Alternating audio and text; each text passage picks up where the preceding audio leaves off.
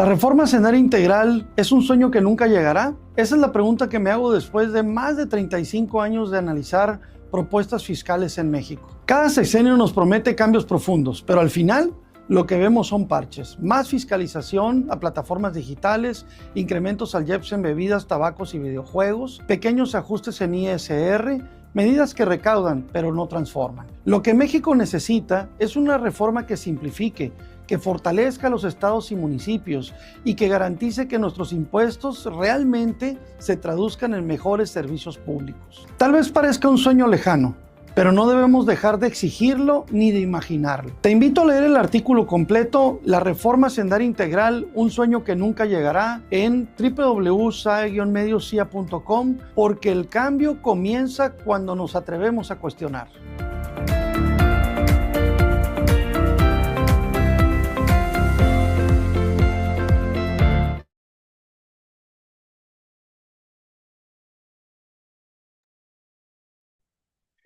Muy buenas tardes, tengan todos ustedes bienvenidos a este nuevo webinar de la firma SAE Sánchez Aguilar Esquer y compañía. Su servidor Manuel Aguilar, siempre me tengo que presentar porque se me olvida presentarme, socio de la firma Sánchez Aguilar Esquer y compañía. El día de hoy tenemos un tema muy importante que ustedes mismos nuestros clientes, nuestros seguidores, siempre nos preguntan si habría posibilidad de hablar sobre el tema de la reforma de la ley de amparo, y ese es el tema del día de hoy, incluyendo las reformas al Código Fiscal de la Federación. Es muy importante en estos meses que, como lo han visto en los últimos dos webinars, en el que pues es la época, ¿no?, de las reformas fiscales, la época del paquete económico. Ustedes han visto el mes pasado, perdón, el 15 de noviembre se aprobó todo el paquete de reformas fiscales para 2026, y el próximo mes de noviembre debe aprobarse el presupuesto de egresos de la Federación. Así que pues es la época de las reformas, y como siempre pues la firma siempre al pendiente para poder informar, estar al pendiente y que todos estén enterados, todos ustedes, nuestros clientes y seguidores, de lo que pasa en materia fiscal y sobre todo para lo que viene, para el ejercicio 2026. Eh, pues el día de hoy, que no la puedo quitar.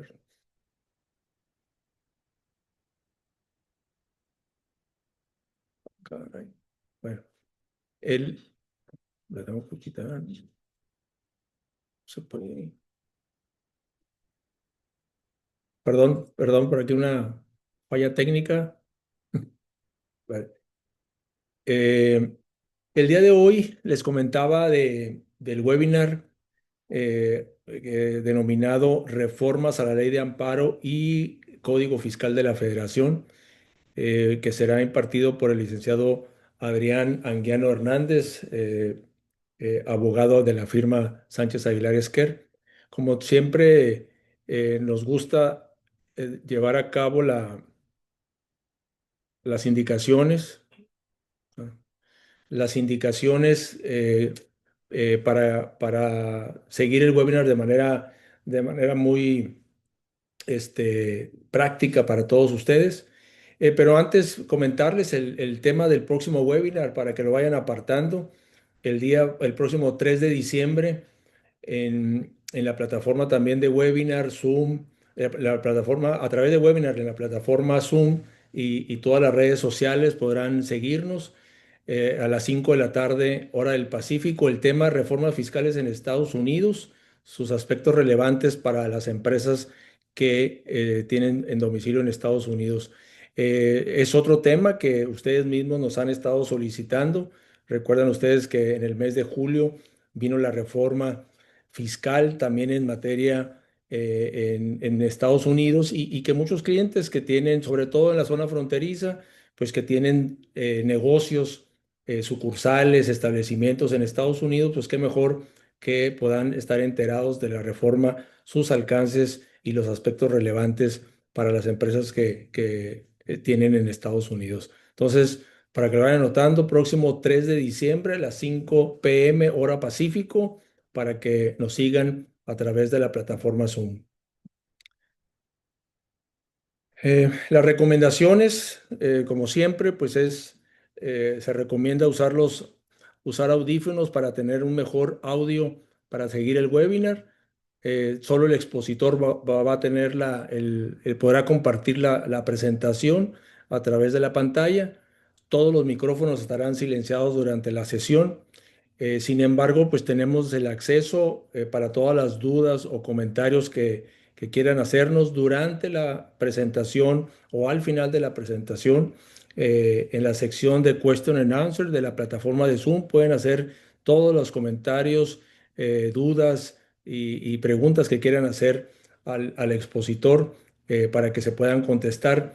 Hay algunas que se pueden contestar durante la presentación o bien al final habrá unos minutos para que puedan contestarse, aclararse cada una de las preguntas que nos hagan. Y por último, ya la presentación del expositor. Pues Adrián, seguramente muchos de ustedes lo conocen, es abogado aquí de la firma, es egresado de la Universidad Autónoma de Baja California, Campus Mexicali. Fue integrante del Poder Judicial del primer Tribunal Colegiado del 15º Circuito en Mexicali, de noviembre del 2000 a septiembre del 2005.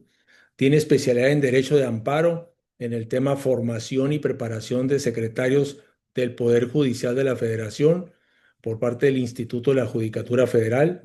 Y como les decía, abogado litigante en materia administrativa, fiscal y amparo en la firma Sánchez Aguilar Esquer desde 2005. Eh, Así que los dejo con la exposición la reforma del juicio de amparo y Código Fiscal de la Federación. Adelante, Jesús.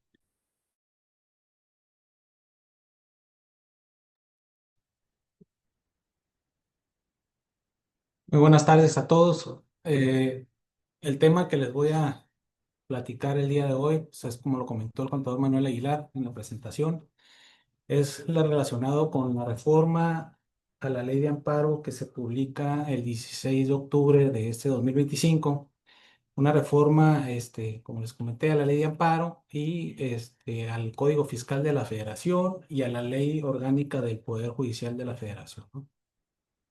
Esta reforma en la ley de amparo habla sobre medios, o sea, se modifican los medios, artículos relacionados con los medios digitales y notificaciones, el interés legítimo colectivo, habla también sobre la procedencia del juicio, la ampliación de la demanda, el recurso de recusación establecido en la misma ley de amparo, el tema también sobre suspensión del juicio de amparo, toca también algunas modificaciones al cumplimiento de sentencias, medidas de apremio y sanciones, y por último la reforma al Código Fiscal de la Federación y a la Ley Orgánica del Tribunal Federal de Justicia Administrativa.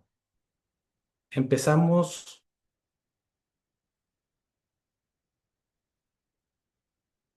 Empezamos con las modificaciones, la reforma a la ley de amparo.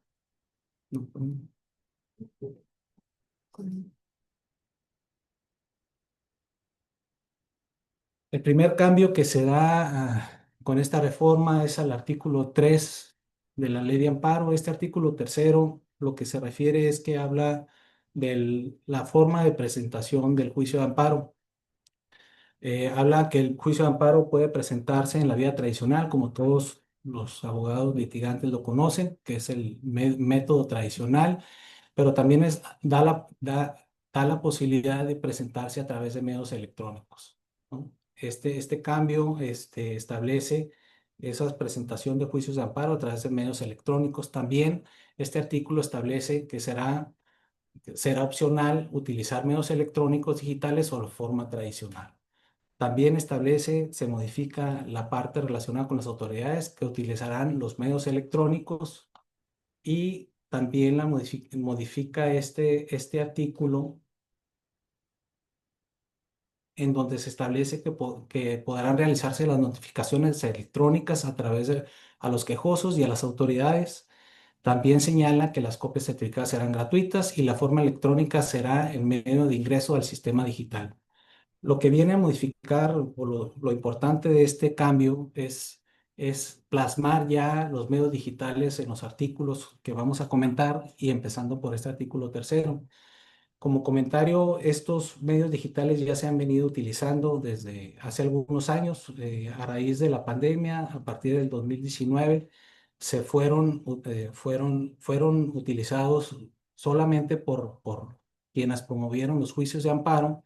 Ahora con estas modificaciones y en este artículo establecen que las autoridades ya estarán obligadas también a registrarse en medios electrónicos para que todas las actuaciones de las autoridades sean a través de este medio. Otro cambio importante, eso es relacionado con el artículo, es relacionado,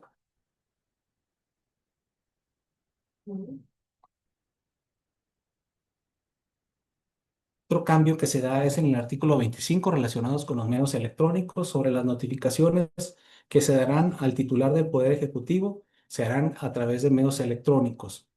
El artículo 26 también sufre cambios, que está relacionado con las notificaciones electrónicas y establece que todas las partes que cuenten con usuario en línea a través del portal del Poder Judicial serán notificadas a través de medios electrónicos. De igual manera vuelve a señalar que las autoridades a través de perfiles institucionales oficiales serán obligadas a registrarse a través de los medios electrónicos. Todas las notificaciones, incluyendo las personales, serán vía electrónica.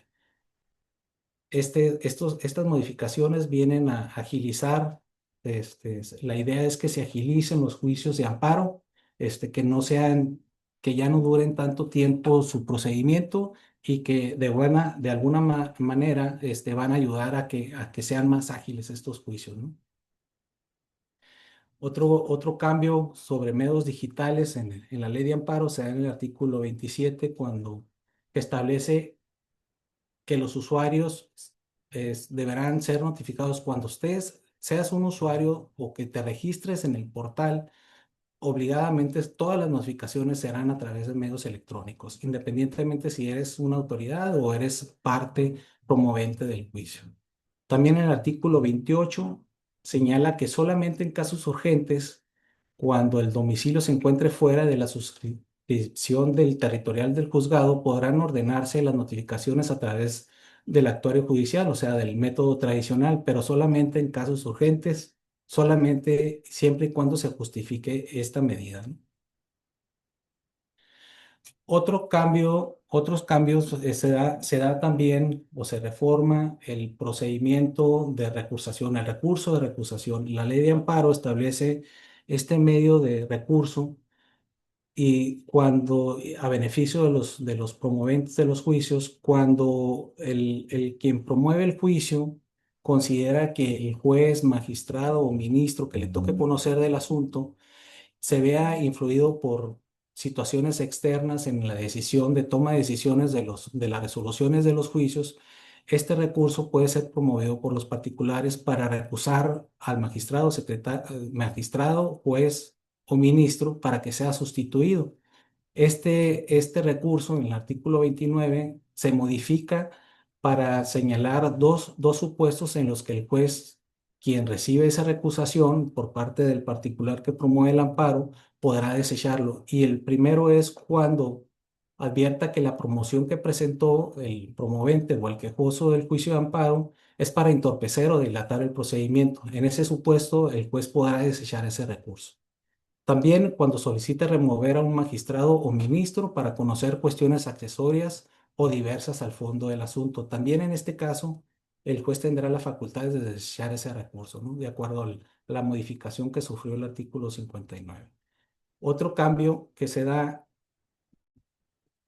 es relacionado con la recusación, es en el artículo 60 y establece que este recurso solamente podrá considerarse antes de que sea publicado la lista de sesión del asunto. Es decir, antes de que se enliste el asunto para resolverse, podrá ser admitido este recurso. Una vez enlistado el asunto para resolución, ya no será procedente este recurso. También el otro cambio que se da a este artículo 60 es que no podrá volver a presentar la recusación, no se podrá volver a presentar la recusación salvo que se modifique la integración del tribunal, que es lo que quiere decir de que no podrá volver a presentar una recusación por una segunda ocasión, salvo que el tribunal haya cambiado de magistrados, ¿no? Su integración del tribunal haya cambiado, ¿no?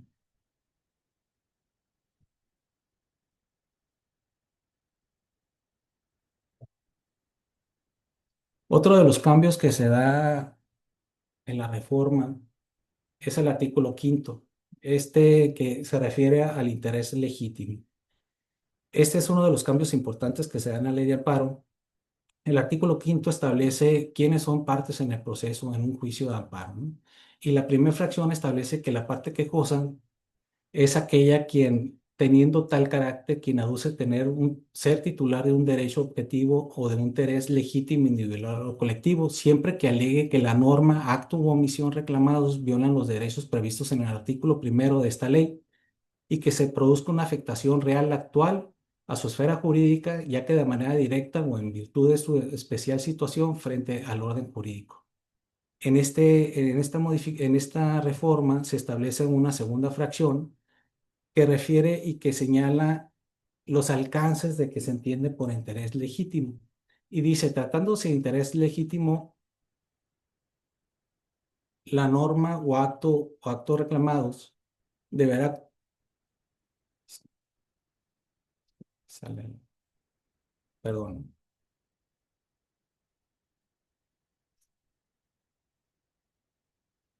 No puedo quitar la pantalla.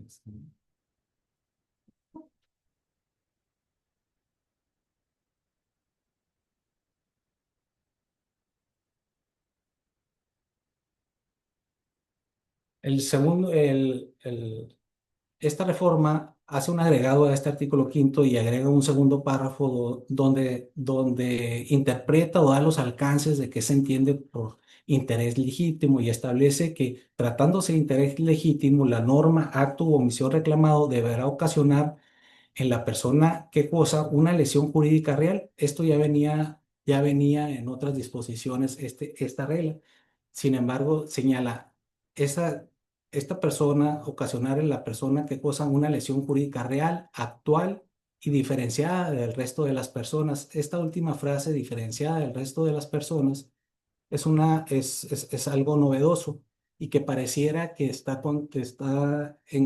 que se contradice con la definición de interés legítimo colectivo. Pareciera que no entra el colectivo en el interés, ¿no? Esta modificación pues es una de las más importantes que se da, como les comenté, a la ley de amparo, ¿no?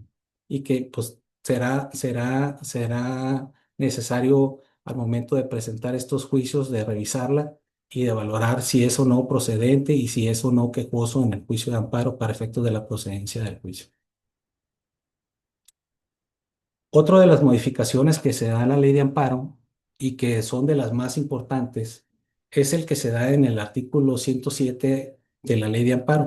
Este artículo 107 establece la procedencia del juicio de amparo y señala en su fracción segunda que es procedente el juicio de amparo contra actos u omisiones que provengan de autoridades distintas de los tribunales judiciales, administrativos o del trabajo. Básicamente son actos relacionados con, con las autoridades hacendarias, ¿no? La procedencia del juicio. Y hacen un agregado, un segundo párrafo en este artículo y señala, si se trata de actos de ejecución o cobro de contribuciones de créditos fiscales determinados en resoluciones liquidatorias, que hubieran sido impugnadas y hayan quedado firmes por resoluciones de autoridades competentes o de resoluciones que resuelvan solicitudes de prescripción de dichos créditos firmes, solo podrá promoverse el amparo hasta el momento de la publicación de la convocatoria del remate. Esto es algo muy importante y a mi juicio viola algunos conceptos fundamentales de los particulares.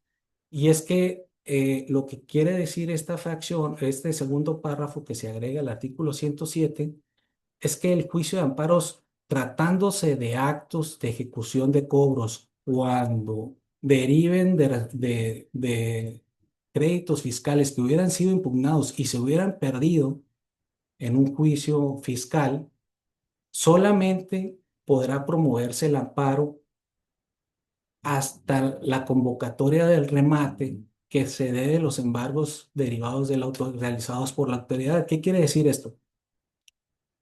Que cuando viene siendo un castigo así lo veo, se trata de un castigo para quienes hayan tenido un crédito fiscal, ya sea una multa o una determinación de un crédito fiscal, y hayas presentado un medio de defensa y que lo hubieras perdido. Bueno, lo que está diciendo esta reforma, que en ese caso, en esa situación, solamente podrás promover el amparo cuando se haya publicado la convocatoria de remate. Aquí las preguntas es, y si no hay un embargo, y si no hay un remate, entonces no vas a poder promover un juicio de amparo. Y también habla sobre la prescripción de los créditos fiscales que tampoco podrán ser promovidos sobre actos de ejecución de las autoridades hasta la convocatoria de remate. ¿Qué pasa entonces cuando el acto de ejecución de la autoridad se refiera a un cobro donde la autoridad embargue una cuenta bancaria? No será procedente el juicio de amparo. O bien cuando hay una cancelación de sellos derivados de esas resoluciones firmes, de esos créditos fiscales firmes, tampoco será procedente un juicio de amparo. La verdad es que esta modificación que se da al artículo 107 de la ley de amparo es una reforma que limita los derechos de los particulares para promover un juicio de amparo. Incluso hace una distinción que no se justifica en la exposición de motivos de esta reforma a este artículo 107, ya que hace la distinción de quienes promovieron juicios en contra de sus créditos a los que no promovieron esos juicios y que quedó firme esa resolución o esa determinación de crédito fiscal. Es decir, si la autoridad viene y te lleva a cabo una auditoría y determina un crédito fiscal, si no lo impugnas, si no lo peleas en un tribunal fiscal, vas a tener posibilidades y posteriormente hay actos que la autoridad lleve a cabo para ejecutar esos cobres fiscales, vas a poder promover el juicio de amparo, es lo que está diciendo la reforma. Sin embargo, si eres de los que tuviste un crédito fiscal derivado de una auditoría, una revisión, una multa, y decides irte al juicio fiscal y lo pierdes, no vas a tener posibilidades de promover un juicio de amparo. Eso es lo que está diciendo esta reforma. La verdad es que este cambio que se da en este artículo 107, esta limitación que establece este segundo párrafo, seguramente va a ser motivo de impugnación de inconstitucionalidad de esta reforma que se da al artículo 107, ¿no? Por privar el derecho del particular a una defensa y también por la distinción que hace de aquellos que no promovieron esos juicios que establece el Código Fiscal o la Ley Orgánica del Tribunal Federal de Justicia Administrativa en contra de esos créditos, a quienes sí optaron por pelearlos y que hubieran sido perdidos, ¿no? Es muy importante esta reforma a este artículo. Otro cambio que se da en la reforma a la ley de amparo es relacionada con el artículo 111 de la ley de amparo y que se refiere a la ampliación de la demanda. Este artículo lo que refiere es que la demanda, una vez presentada una demanda de amparo y rendido el informe de las autoridades o contestada la demanda por las autoridades a través de sus informes justificados, pueden surgir elementos nuevos, novedosos del quien promueve el juicio y tiene la posibilidad te da la posibilidad este artículo 111 de poder ampliar tu demanda y argumentar cuestiones nuevas. Ahora, lo que hace esta modificación es que a este artículo es que será a criterio del juez esa ampliación de demanda y señala que solamente cuando se trate de actos que tengan estrecha relación con los actos impugnados y que no sean conocidos por la parte quejosa antes de la presentación de la demanda. Se tienen que dar esos dos supuestos para que sea procedente o admisible una ampliación de demanda. Otros cambios que se dan a la ley de amparo es el relacionado con la audiencia constitucional. La audiencia constitucional en el juicio de amparo, un juicio de amparo inicia con la presentación de una demanda, con su admisión, inicia un procedimiento donde las partes le notifican a la autoridad responsable, autoridad demandada en el juicio de amparo, para que conteste su demanda y haga y presente sus alegatos y presente sus pruebas conducentes. Al mismo tiempo, también el quejoso, quien promueve el amparo, podrá presentar pruebas adicionales a las que presentó en la demanda. Y una vez concluido esa etapa, el juez lleva a cabo la audiencia constitucional, el desahogo de la audiencia constitucional. Esa audiencia constitucional, una vez abierta esa audiencia y desahogada esa audiencia, lo que sigue ya es la resolución del juicio. Bueno, el artículo 115 que se reforma, establece que los servidores públicos serán responsables para verificar que los expedientes estén integrados previo a la celebración de la audiencia constitucional. Eso es una regla, una modificación a las reglas de procedimiento que pareciera que esta obligación que tiene el juez, pues se la dan a las autoridades demandadas o responsables en el juicio de amparo de verificar que esté integrado correctamente el expediente. Es un tema que también de procedimiento y que habrá que ser valorado en su momento en los juicios, ¿no? Otro cambio que se da es al artículo 121 relacionado con las audiencias constitucionales y que este artículo establece la posibilidad que tiene la parte quejosa de solicitar pruebas que estén en poder de las autoridades, solicitar a la autoridad esas pruebas que quiere agregar la parte quejosa, quien promueve el juicio, al juicio, y que a través del juzgado se le requiera a la autoridad. Este artículo establece un plazo de 5 días antes de la celebración de la audiencia, y esta reforma lo que viene a decir es que no podrá prorrogarse este plazo de 5 días que establece previo a la celebración de la audiencia, aun cuando sea diferida la audiencia y que sean por causas imputables al trabajo, en este caso a quien promueve el juicio de amparo. No habrá excepción en cuanto al plazo de los 5 días.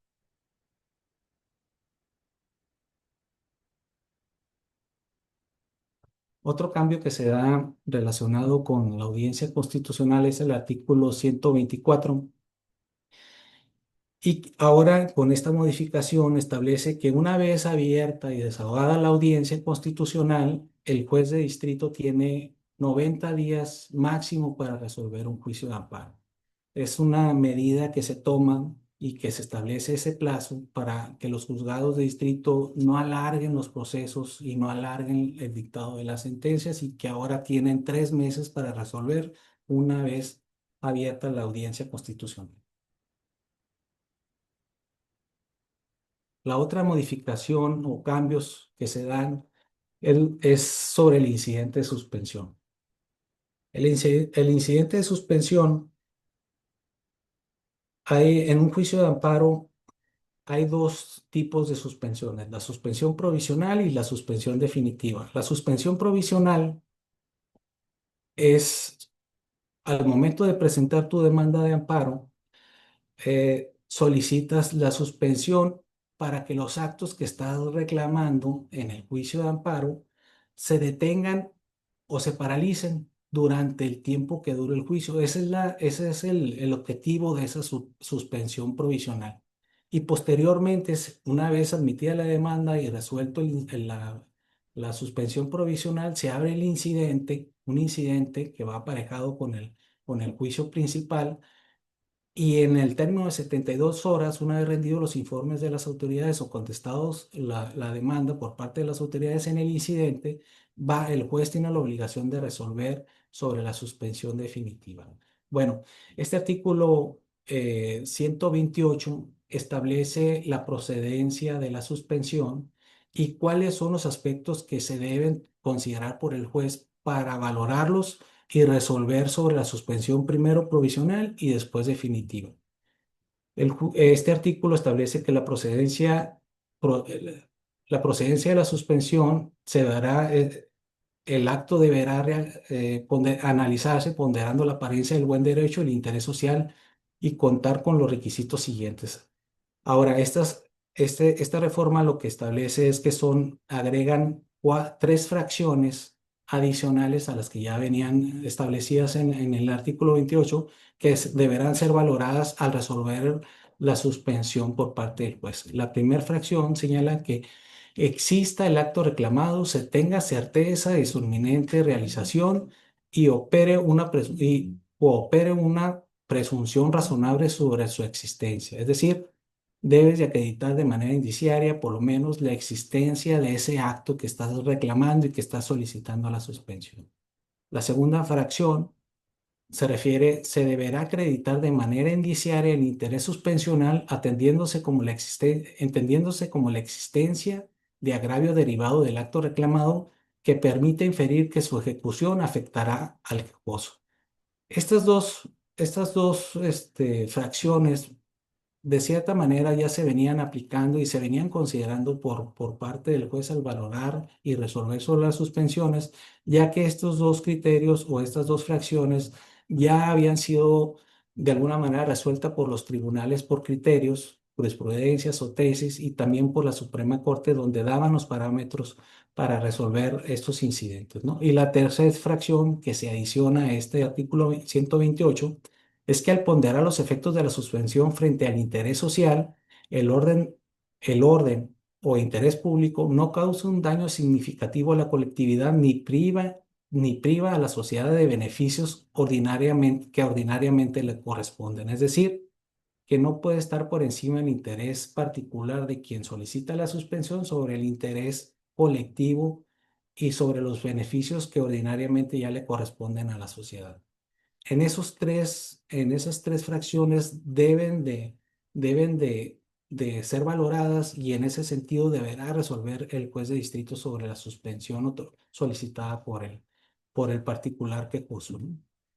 En esa misma fracción señala que el juez debe analizar, se desprenda la apariencia del buen derecho sin prejuzgar sobre el fondo del asunto, que era un requisito que también ya venía operando desde antes, incluso hay una jurisprudencia que establece qué se entiende por la apariencia del buen derecho y que es aplicada en los juzgados de distrito relacionado con las suspensiones y que de ejecutarse el acto se puedan causar daños de difícil reparación, que también era otro elemento que ya era valorado por los jueces de distrito al resolver sobre las suspensiones, pero que ahora ya están plasmados textualmente en este artículo 128.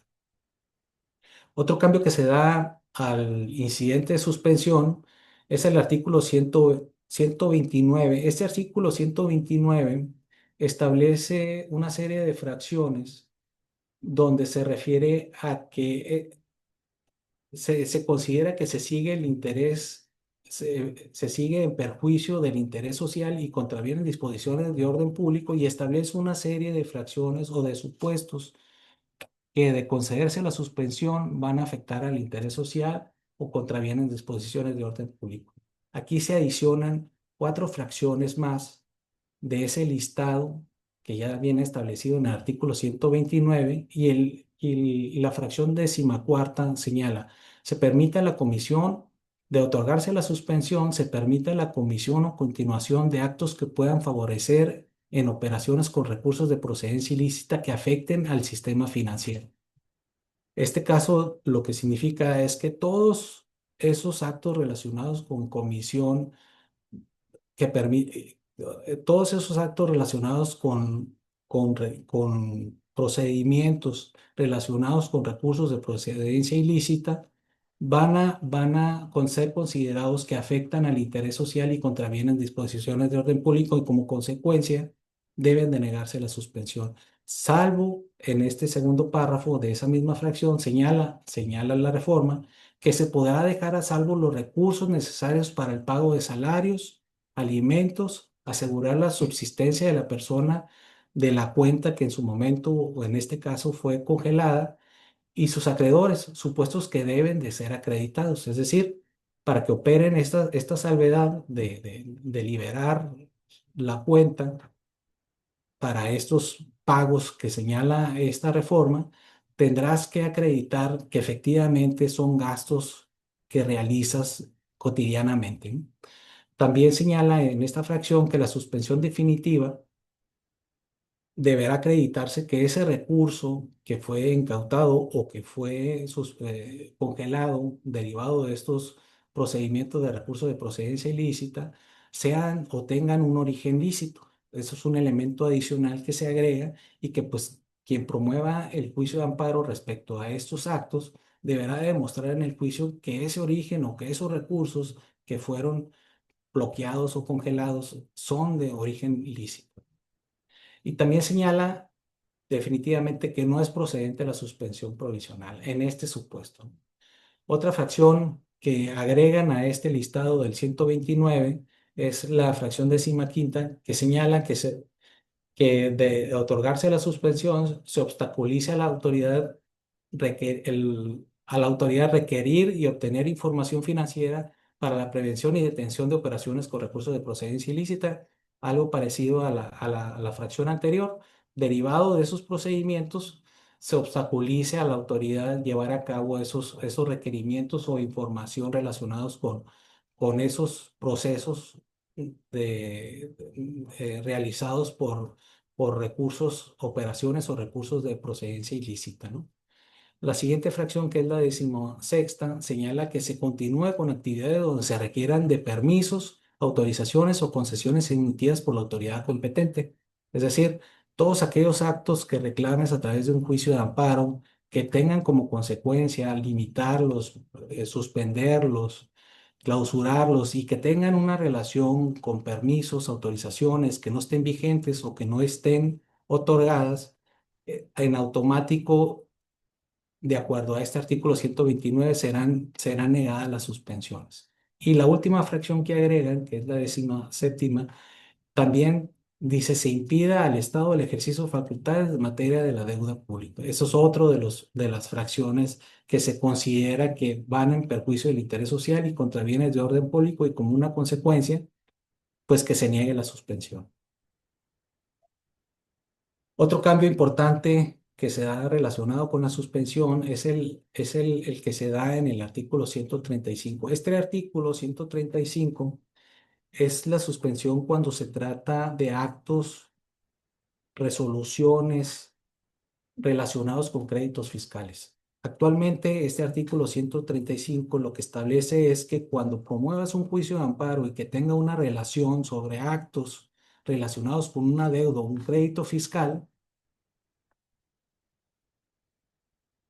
tendrás la posibilidad de solicitar la suspensión siempre y cuando, dice el artículo actualmente, siempre y cuando garantices el interés fiscal, es decir, garantices el monto del crédito que se están pretendiendo cobrar por parte de la autoridad, ante la misma autoridad lo garantices en base a lo establecido en el Código Fiscal de la Federación o los métodos establecidos en el Código Fiscal de la Federación. Es decir, si tú promueves un juicio de amparo donde te quieran cobrar un crédito fiscal y solicitas la suspensión, tendrás que ir ante la autoridad de Hacienda, ante la autoridad fiscal, garantizar el adeudo que te están pretendiendo cobrar en alguna de las formas establecidas del Código Fiscal de la Federación. ¿Y cuáles son esas formas? Bueno, pueden ser en efectivo, pueden ser a través de bienes muebles, bienes inmuebles, puede ser a través de una fianza, ¿no?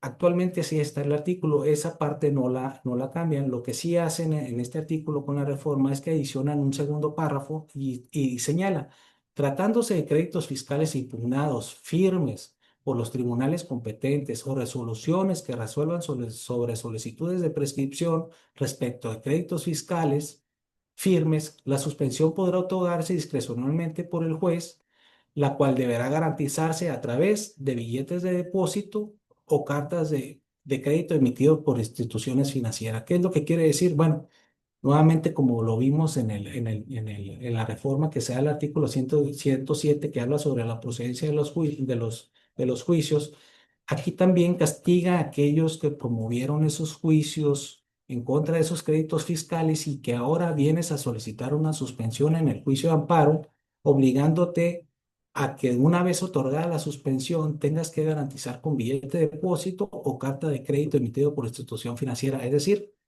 tendrás que garantizar el total de ese crédito que te están pretendiendo cobrar en efectivo, ¿no? A través de estos dos métodos.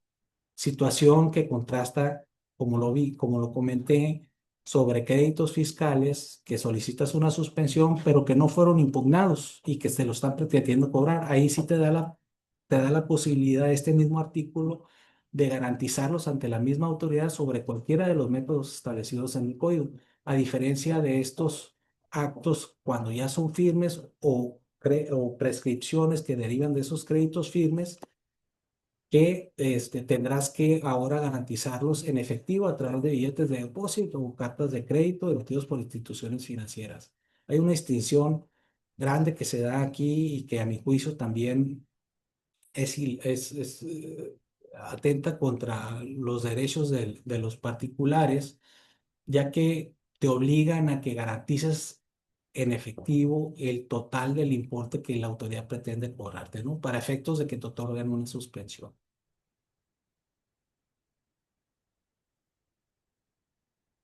Otros cambios que se dan relacionados con el incidente de suspensión es el relativo al artículo 129. Este artículo 129 establece que cuando una autoridad federal, estatal o municipal se vaya al juicio de amparo y solicite una suspensión, estará exenta de garantizar el monto o el adeudo que están reclamando o que le están reclamando a esas autoridades. Ahora hacen una adición a este artículo para incluir, aparte de las autoridades federales, estatales y locales, a las personas morales públicas. Básicamente están actualizando este artículo, ¿no? Con esa adición que agregan a las personas morales públicas. Otro cambio que se da relacionado con el incidente de suspensión es el artículo 138, que básicamente lo que hacen es actualizar este artículo en relación a la modificación que se da a los requisitos, a los nuevos requisitos del 128 que comenté hace un momento y que señalan este artículo que es que deben de ponderarse esos requisitos nuevos requisitos que establece el 128 al resolver sobre la suspensión provisional, que refiere al artículo 138.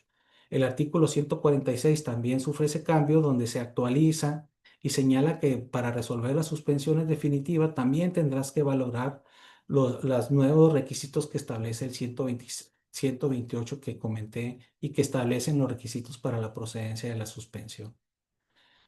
Otro cambio que se da es al relativo al artículo 148, donde se adiciona un párrafo y que señala que tratándose de amparos de normas generales en contra de normas generales, en ningún caso la suspensión podrá otorgarse o concederse con efectos generales. Esa modificación pues sigue a la regla o a los criterios ya establecidos en los tribunales y donde actualiza y ya establece en este artículo esa modificación. Otras modificaciones también relacionadas con el incidente de suspensión del juicio de amparo es las modificaciones que se dan a artículos 166 que se refieren a las suspensiones que se solicitan en materia penal sobre órdenes de aprehensión y solamente establecen y aclaran en un agregado que le hacen al párrafo donde dice, tratándose de estos casos, la suspensión no podrá otorgarse con efectos distintos a los expresamente establecidos en esta fracción, es decir, relacionados exclusivamente con órdenes de aprehensión. También el artículo 168 establece una modificación y establece el plazo de 5 días que tiene quien solicita la suspensión y se le otorga para garantizar el monto que solicite el juez respecto a su suspensión que le fue otorgada, ¿no? Otros cambios que se dan en esta reforma a la ley de amparo son los relacionados con el amparo directo en la ley de amparo, ¿no?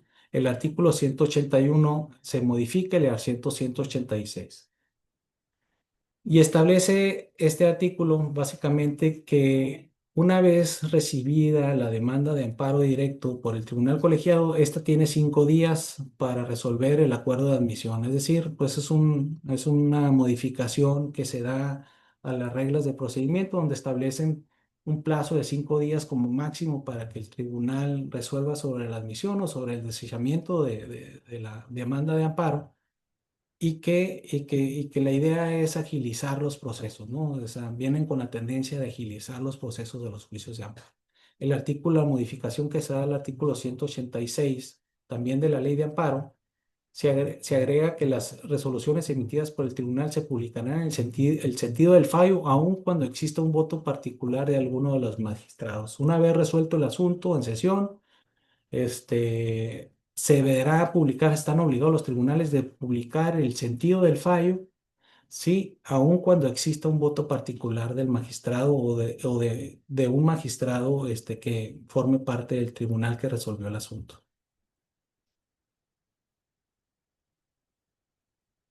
Otro cambio que se da relacionado ahora con el cumplimiento de las sentencias es al artículo 192. Este artículo se adiciona un tercer párrafo que establece que el juzgado deberá analizar el marco legal de las actuaciones para requerir nuevamente a las autoridades responsables o a la autoridad vinculada al cumplimiento de la sentencia. Una vez resuelto el juicio de amparo, emitida la resolución del juicio de amparo y se siga con el cumplimiento de la sentencia de ese amparo que se otorgó al particular, el juez requerirá a la autoridad del cumplimiento de la sentencia. Una vez requerida la autoridad del cumplimiento de la sentencia y ésta no acata la sentencia, lo que establece esta modificación al 192 es que el juez debe valorar las actuaciones para volver a requerir a la autoridad responsable, la autoridad demandada en el juicio, así como aquellas autoridades que estén vinculadas con el cumplimiento de la sentencia, aun cuando no formen parte del proceso, ¿no? Otra modificación que se da a la ley de amparo es la relacionada con medidas de apremio y sanciones. El artículo 260 lo único que cambia o que se modifica es una corrección a una palabra que estaba mal escrita, un cambio de redacción y que se refiere a una de las fracciones que establece las sanciones para las autoridades cuando entorpezcan el proceso de amparo, ¿no? Y que serán sancionadas, ¿no? Eso es lo que refiere el artículo 260 y en la fracción cuarta ese cambio a una palabra por redacción.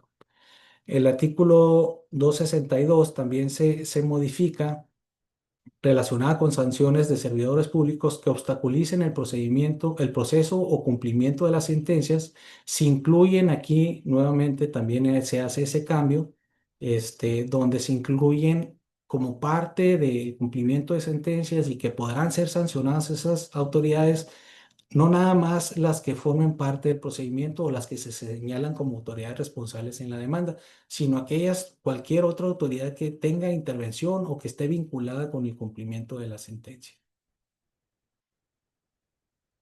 Esas fueron las modificaciones que se dan a la ley de amparo y siguiendo con la reforma se da un cambio importante o se modifica el Código Fiscal de la Federación en su artículo 124. El único artículo que se modifica en esta reforma publicada el 16 de octubre respecto al Código Fiscal de la Federación es el artículo 124. Este artículo 124 establece la procedencia o la improcedencia del recurso de revocación que tienen los particulares para inconformarse en contra de los actos de las autoridades y que se presenta en la misma autoridad fiscal y que quien resuelve es la misma autoridad fiscal. Este, para los que conocen o llevan estos tipos de asuntos, cuando hay una resolución, acto de autoridad o un crédito fiscal, hay la posibilidad de impugnarlos, ya sea a través de un recurso de revocación o a través de un juicio de nulidad. Este artículo 124, que viene en el Código Fiscal de la Federación, habla en qué supuestos no es procedente el recurso de revocación. Este cambio que se da adiciona tres fracciones a la improcedencia del recurso de revocación y adiciona esta fracción décima que dice que será improcedente el recurso de revocación cuando se alegue el desconocimiento. Cuando opera o cuando se utiliza estos recursos cuando se alegue un desconocimiento, es cuando lleva a cabo un acto de autoridad y que el particular o contribuyente desconoce el origen de ese acto. Bueno, existía la posibilidad hasta antes de esta reforma de promover un recurso de revocación alegando que desconocías el acto y te esperabas a que una vez que contestara la autoridad su recurso, el recurso, ¿sí?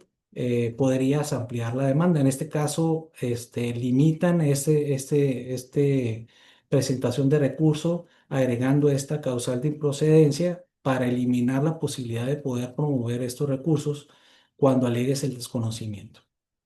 Otra fracción que agregan sobre la improcedencia del recurso es cuando se reclame actos que exijan el pago de créditos fiscales que hubieran sido impugnados y que hayan quedado firmes por autoridad competente. Esta fracción pues viene aparejada.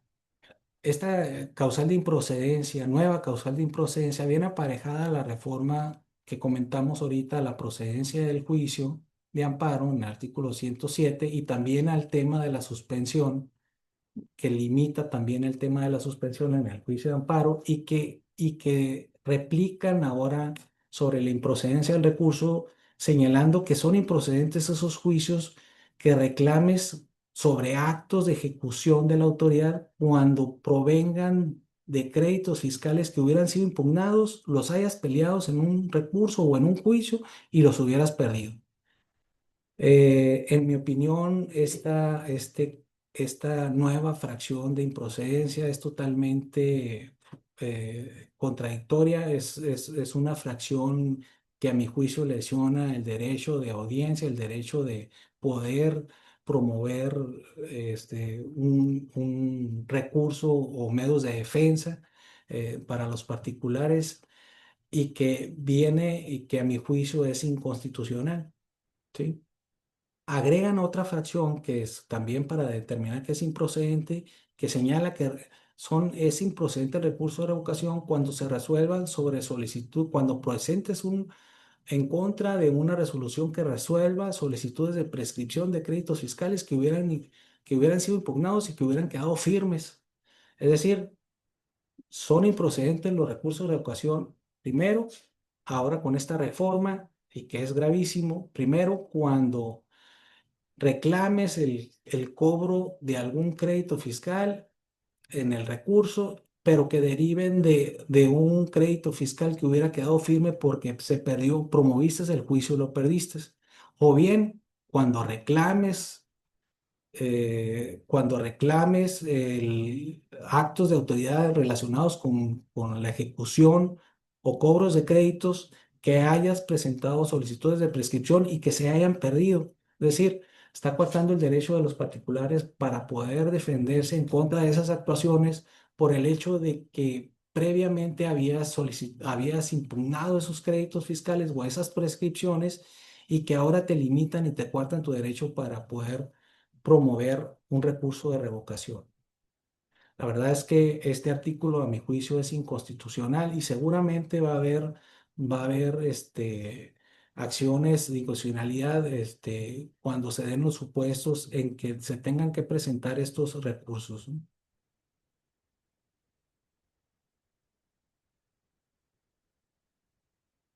También se da un cambio siguiendo con esta limitación que te da para promover el recurso aparejada a esa reforma que se da al 124 del Código Fiscal de la Federación, también se hace una modificación al artículo 3 de la Ley Orgánica del Tribunal Federal de Justicia Administrativa, que este artículo lo que establece es una procedencia del juicio de nulidad ante el Tribunal Fiscal y señala que serán procedentes el juicio en contra de actos de autoridades, dice, las dictadas por autoridades fiscales en los casos en que se determine la existencia de una obligación fiscal, se fije la cantidad líquida con excepción, o sea, es decir, no será procedente las que exijan el pago de créditos fiscales determinados que hubieran sido impugnados y que hayan quedado firmes por resoluciones o de actos que resuelvan sobre solicitudes de prescripción de dichos créditos fiscales.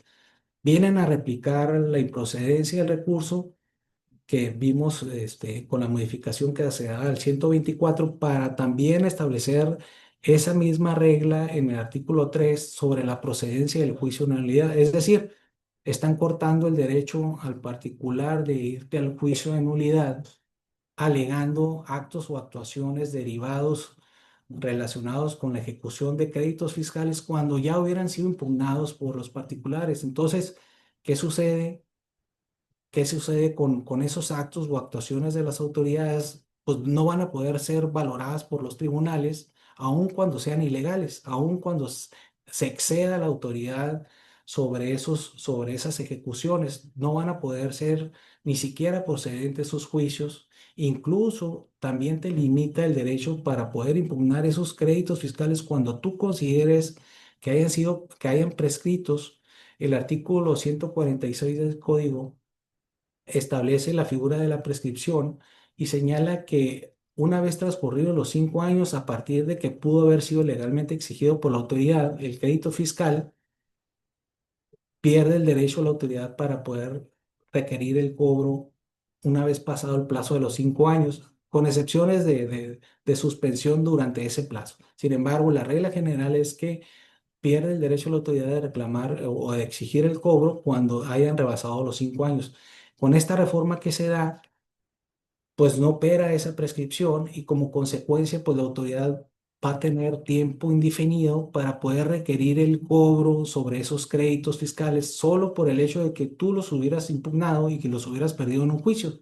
Entonces, también es clara el acto de inconstitucionalidad con esta reforma que se da a la ley orgánica del Tribunal Federal de Justicia Administrativa para la procedencia del juicio de nulidad.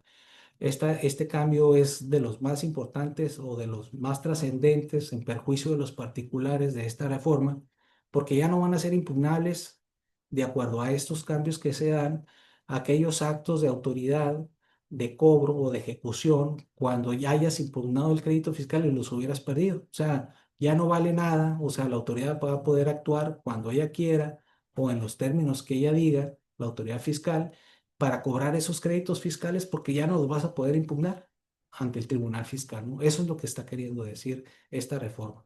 Y la verdad es que es un cambio importante, hay que analizarlo y en su momento, cuando esto se dé y sea necesario impugnarlos, habrá que alegar la inconstitucionalidad de esta reforma al artículo 3 de la Ley Orgánica del Tribunal Federal de Justicia Administrativa.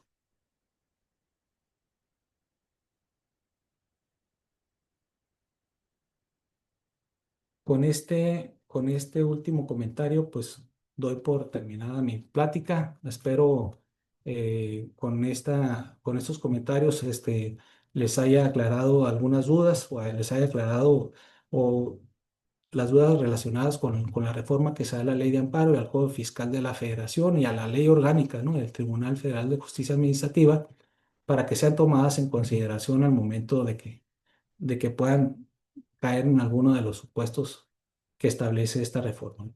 Por mi parte, muchas gracias. No sé si hay preguntas.